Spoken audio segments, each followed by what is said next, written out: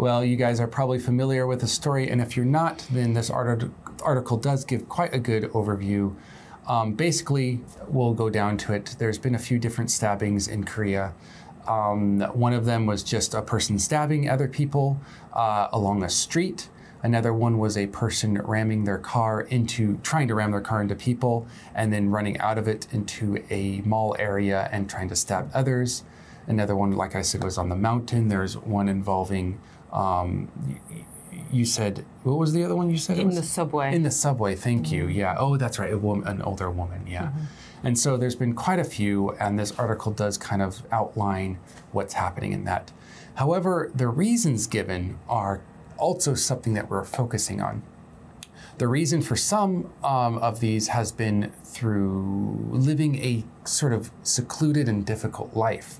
They felt that there was no one supporting them. They felt that everyone was succeeding around them or they were failing, and they were just angry at society. However, there has been a couple that seem to be linked to mental health, which is now kind of putting a spotlight on mental health issues. And it can kind of go one or two ways. It can go the way of, hey, maybe now we need to start paying attention and helping those with mental health issues more.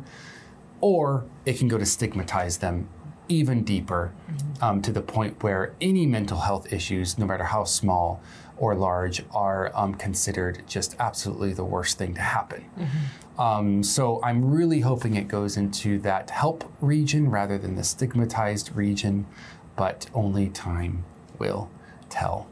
What do you think is the cause of this sudden rise of violence in South Korea? I don't know if there is a single cause. That's why I don't really like this term epidemic. It makes it sound like it's all connected. It makes it sound like it's a virus we can catch, like the desire to start stabbing people might spread to me if I ever meet anyone who's slightly weird. I don't think this is a useful way to talk about it. If you look at the incidents, they're not connected, and the people doing them have all had different reasons, motivations, and problems in their lives.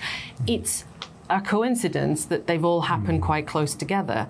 But if you were to do the sort of random distribution curve over the 10 years and how many violent crimes have happened over 10 years, this is a sort of cluster, but I bet the total amount hasn't risen that dramatically.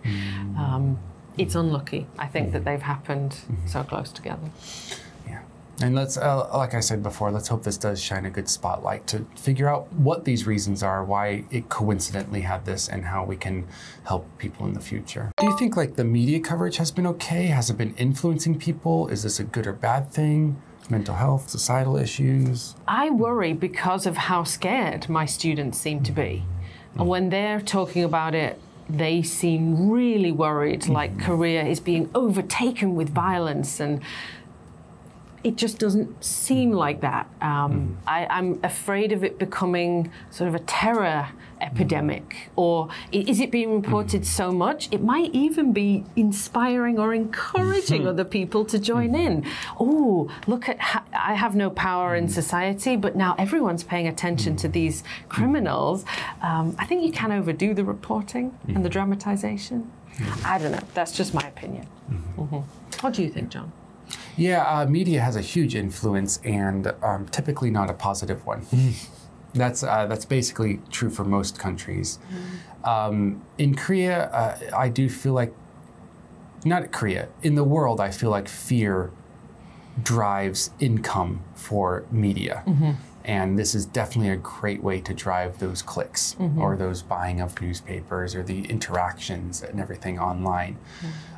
Should it not be reported on?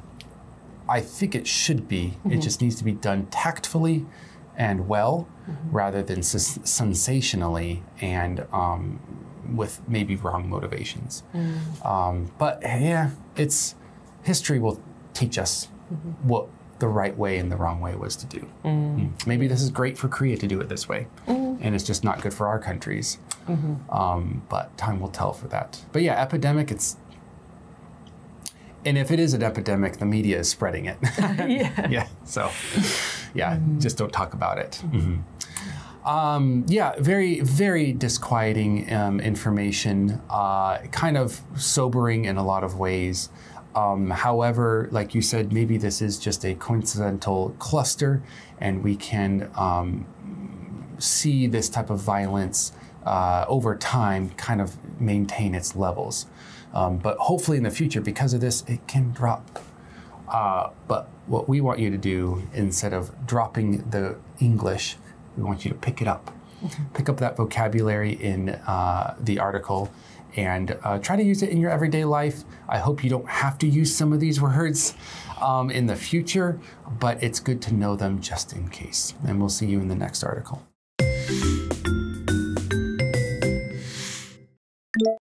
Rampage. Rampage. Harrowing. Harrowing.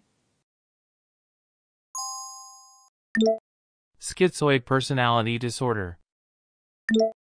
Schizoid personality disorder. Delusion.